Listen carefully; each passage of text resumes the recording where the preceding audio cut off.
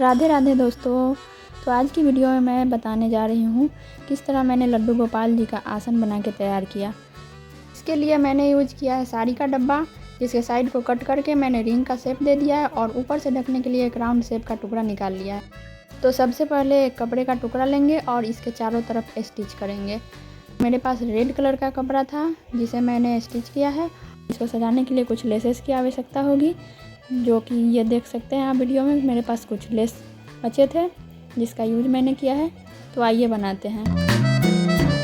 ये देखिए मैंने सामने से लेस को कैसे स्टिच किया है और एक छोटा सा लेस था जिसको मैंने ऊपर की तरफ स्टिच किया है।